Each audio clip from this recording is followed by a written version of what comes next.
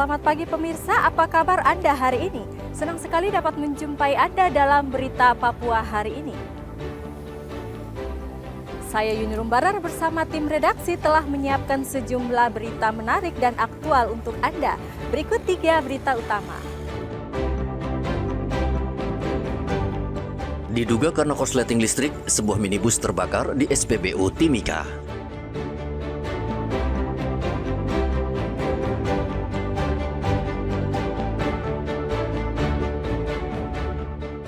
Ratusan mahasiswa berunjuk rasa mendesak DPR sahkan RUU perampasan aset.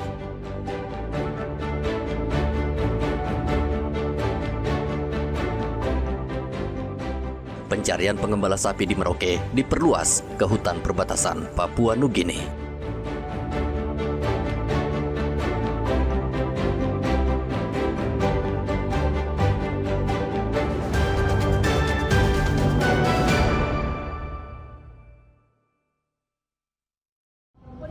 Sebuah minibus terbakar saat antre BBM di SPBU Timika. Kebakaran ini membuat kendaraan lain yang sedang antre BBM panik. Pihak SPBU merespon cepat dan berhasil memadamkan api. Kapolsek Mimika Baru AKP Putut Yuda Pratama mengatakan pengendara minibus mengalami luka ringan pada bagian tangan dan kaki. Kebakaran mobil di SPBU diduga disebabkan oleh korsleting dari aki mobil yang menimbulkan percikan api. Berjenis Avanza ini sedang mengantri untuk mengisi BBM. Kemudian indikasi awal yaitu adanya korsleting listrik di kendaraan tersebut sehingga muncullah api. Namun dari petugas SPBU sudah langsung cepat menggunakan apar untuk memadamkan api yang di mobil tersebut seperti itu. Sampai saat ini belum ada, kami masih melakukan pendalaman karena korban si pemilik mobil mengalami luka bakar ringan di bagian tangan dengan kaki. Kendaraan yang di lokasi sekitar di SPBU yang sama-sama mengantri aman karena langsung menjauh dari TKP. Beruntung kebakaran dapat dikendalikan sehingga api tidak merembet ke kendaraan lain. Mobil yang terbakar juga telah dievakuasi dari area SPBU. Polisi mengimbau pengendara rutin melakukan perawatan pada mobil sehingga tidak terjadi korsleting listrik. Igo Batmomolin dan Rian Tonai melaporkan dari Mimika, Papua Tengah.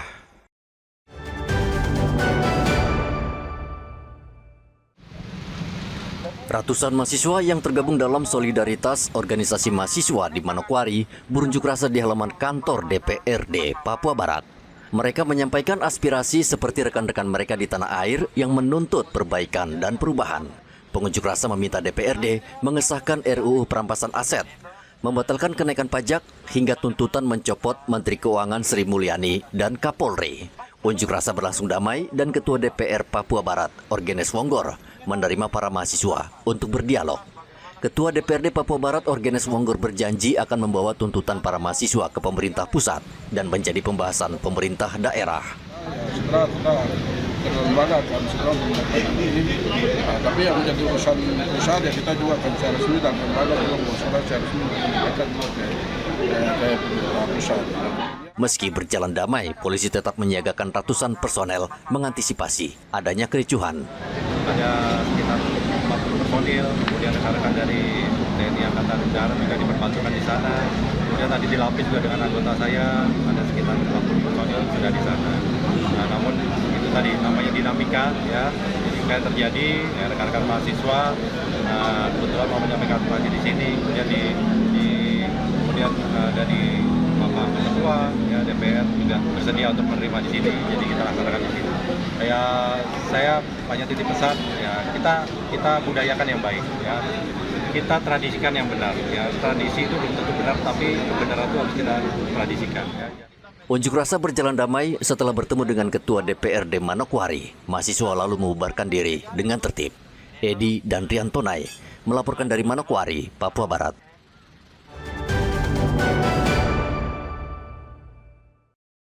Seorang mahasiswi berusia 21 tahun menjadi korban perampokan di Jalan Brawijaya, Kabupaten Merauke, Papua Selatan. Perampokan terjadi pada hari Rabu. 3 pelaku tiba-tiba datang dan merampas ponsel dan tas berisi uang ketika korban baru saja keluar dari pusat perbelanjaan dan hendak menyeberang dengan sepeda motornya. Korban terjatuh dan warga sekitar sempat memberikan bantuan. namun tidak berhasil menangkap pelaku yang langsung melarikan diri.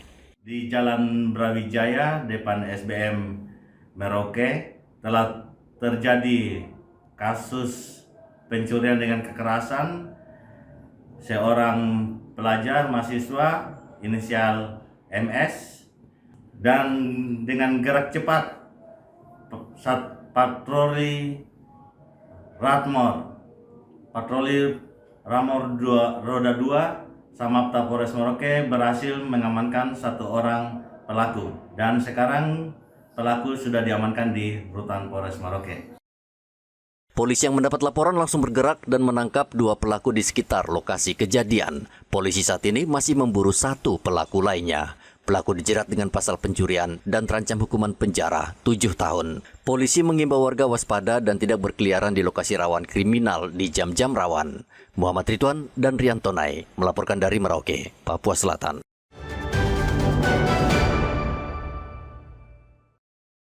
Sebanyak 9 ton BBM ilegal disita polisi di distrik Mimika Barat, Kabupaten Mimika. 9 ton BBM jenis solar ilegal tersebut sebelumnya sempat ditahan oleh warga dan pegawai di distrik Mimika Barat. Kemudian BBM tersebut diserahkan kepada pihak kepolisian. Diduga 9 ton BBM ini dibawa dari Timika dengan tujuan untuk melaksanakan operasi tambang ilegal di Kampung Wumuka. Kapolres Mimika, AKBP Bilianda Hildiario Budiman, mengatakan pihaknya masih mencari pemilik BBM. Sementara baru barangnya saja, ya barangnya. Tapi kita masih sementara untuk motoris kita minta keterangan sebagai saksi. Totalnya informasi sekitar 9 ton ya, nanti kita hitung lagi. Tujuan BBM itu di sana untuk apa? Ada laporan ke masyarakat, ke Kapolres? Ya, ini kita masih dalami indikasinya untuk aktivitas tambang ilegal. Kita ucapkan terima kasih atas informasi dari masyarakat, untuk menjadi informasi masyarakat, dan kita langsung tindak lanjut apabila ada kegiatan aktivitas tambang ilegal. Kita juga akan dalami telusuri asal-usul di BBM tersebut. Polisi menduga BBM ilegal itu akan digunakan untuk operasional tambang emas ilegal di Kabupaten Mimika. Polisi mengimbau siapapun yang membuka tambang ilegal akan ditindak tegas tanpa pandang bulu. Igobat Memolin dan Rianto Nai melaporkan dari Mimika, Papua Tengah.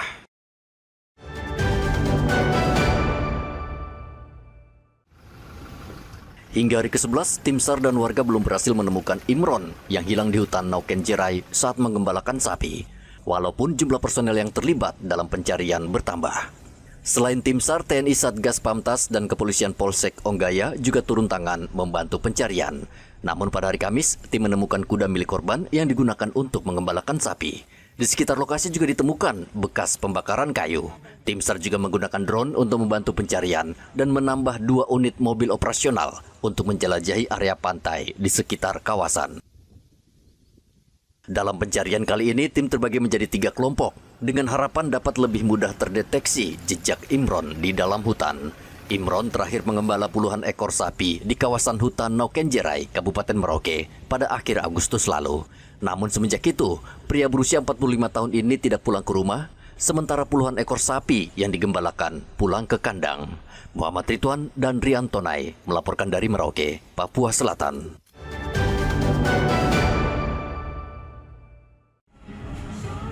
Terputusnya jaringan internet di Merauke, Papua Selatan berdampak bagi pedagang yang memanfaatkan aplikasi TikTok untuk menjajakan barangnya. Banyak di antara mereka yang mengalami kerugian hingga 70%. Apalagi, TikTok sempat mematikan jaringan live karena kerusuhan yang terjadi di berbagai daerah di Indonesia beberapa hari lalu. Ronald, seorang pedagang yang memanfaatkan TikTok, mengaku rugi besar akibat live TikTok dimatikan. Memasarkan produk kamu kan lewat TikTok juga ya? Ya, siapa? Nah ini kan kita jaringan mati 2 minggu, lalu kemarin kan ada larangan TikTok kurang lebih seminggu ya. Nah menurut Anda seperti apa itu larangan itu? Larangan itu bisa berdampak buat ke penjualan kita sih, buat pemasaran kita. Jadi gara-gara itu kita jadi penurunan dari pemasarannya? Pemasaran sekitar 70% itu ya? Oke. Ada gangguan Pak, karena kemarin kegangguan jaringan itu, jaringannya malah tidak ada, kita setengah mati jualan Pak. Oh gitu, itu kerugiannya sampai berapa Ibu? Aduh, tidak bisa dihitung lagi Pak, karena kita kan barang kayak begini nih kalau tidak cepat dijual kan modalnya mati Pak. Mati ya. Iya. Sampai 70% ada? Ada. Ada ya. Pemilik UMKM juga berharap negara Indonesia semakin aman sehingga sarana untuk berjualan di media sosial tetap normal. Muhammad Ridwan dan Rian Tonai melaporkan dari Merauke, Papua Selatan.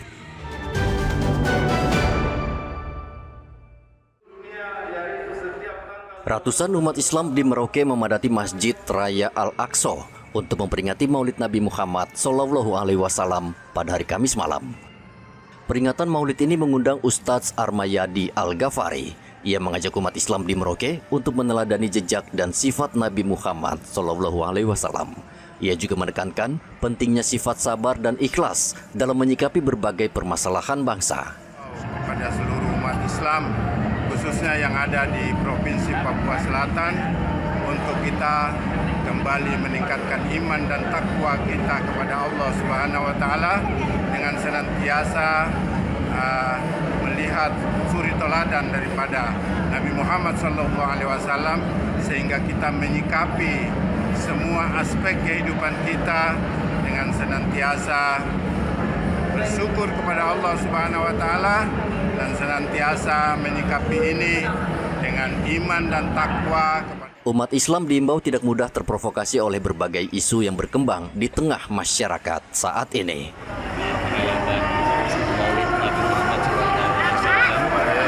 Semoga dengan perayaan Maulid ini kita bersama-sama bisa menjaga kesatuan umat Islam pada khususnya dan umat manusia pada umumnya, khususnya kita yang ada di Provinsi Papua Selatan.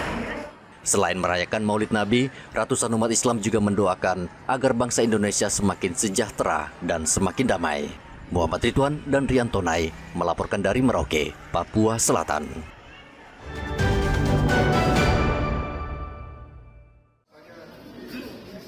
DLHK akan mengoptimalkan penarikan retribusi sampah rumah tangga. Dalam sosialisasi Perda Kota Jayapura tentang perlindungan dan pengelolaan lingkungan hidup yang digelar di Aula Kantor Wali Kota Jayapura, setiap rumah tangga harus membayar iuran sampah rumah tangga sebesar Rp50.000 setiap bulan.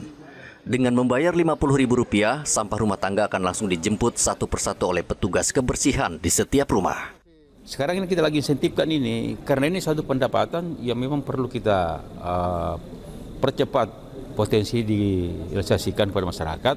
Nah, lewat forum ini juga disosialisasikan. Kalau ini disosialisasikan dengan baik, saya yakin masyarakat yang di kota, yang rumah tangga ini, sebenarnya mereka membayar sampah. Persoalannya sekarang ini pelayanannya juga harus jalan. Jadi Pak Wali sampaikan, masyarakat silakan bayar sampah dengan catatan petugas kita juga ambil sampah di rumah. Jangan masyarakat itu buang sampah di tempat TPS, baru suruh bayar. Itu namanya kan tidak ada seimbang antara regulasi dengan pelayanan. Kami layani, bayar.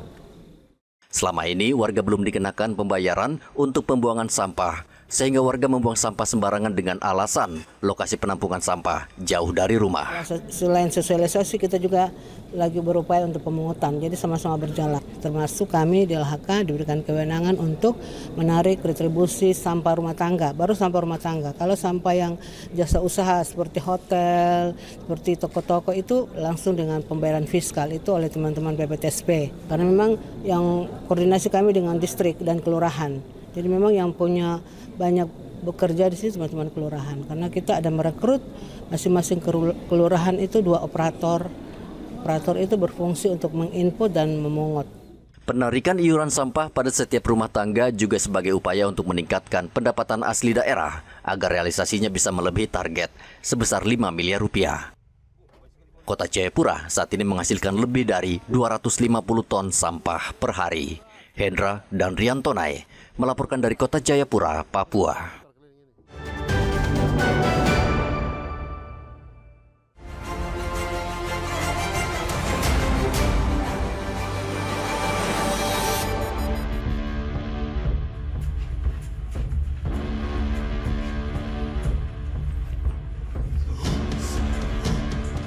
Polisi meringkus 9 anak buah KM Tata Milau milik PT Pelni terkait kasus pembunuhan terhadap seorang penumpang bernama Abraham. 9 tersangka diduga mengeroyok korban di atas kapal hingga tewas pada 21 Agustus lalu.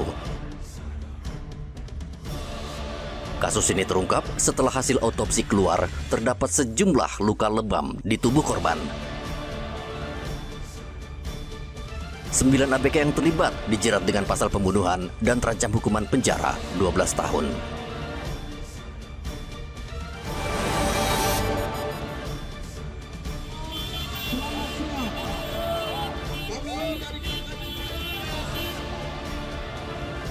Ratusan mahasiswa Papua yang tergabung dalam Cipayung Plus berunjuk rasa di kantor DPRD dan Polda Papua pada hari Senin. Mahasiswa menuntut DPRD Papua dan Kapolda mengevaluasi penanganan aksi unjuk rasa agar tidak menimbulkan korban jiwa maupun luka-luka.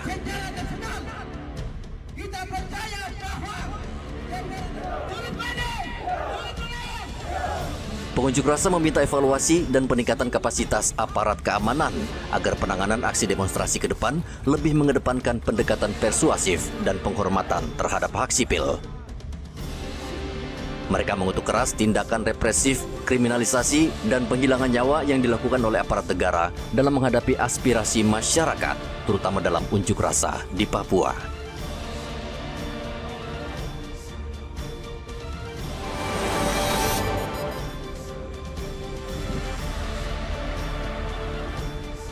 Sebuah rumah yang sedang ditinggal pemiliknya di Jalan Payum, Kabupaten Merauke, terbakar. Rumah yang berada di tengah padang kosong ini dengan cepat dilalap api hingga menghanguskan sebagian bangunan beserta isinya. Beruntung 2 mobil pemadam kebakaran cepat datang sehingga sebagian rumah berhasil diselamatkan dari kobaran api. Diduga kebakaran karena korsleting listrik.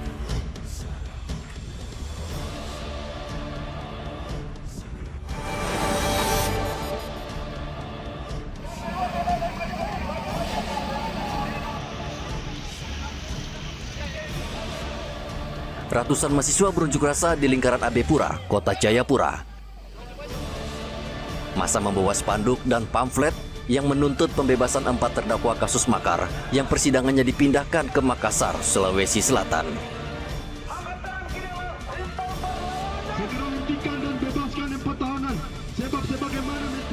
Mereka meminta agar keempat terdakwa dikembalikan ke Sorong, Papua Barat Daya. Selain memprotes pemindahan tahanan makar, mahasiswa juga mendesak kejaksaan untuk membebaskan 4 tahanan makar. Usai membacakan pernyataan sikap, aspirasi mahasiswa diserahkan ke Komnas HAM Papua.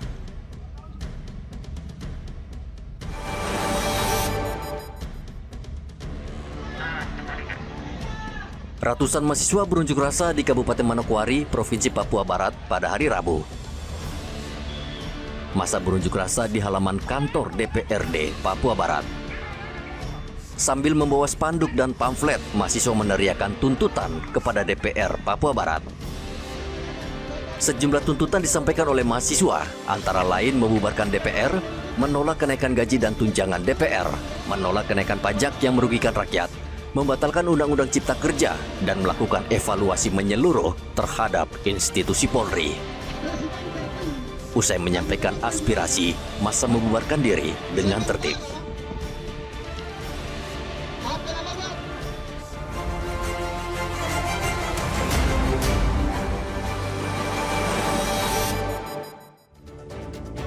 Informasi tadi sekaligus menutup jumpa kita dalam berita Papua hari ini. Saya Yuni Rumbarar dan tim redaksi yang bertugas mengucapkan terima kasih atas perhatian Anda. Selamat pagi dan sampai jumpa. Wanyanti.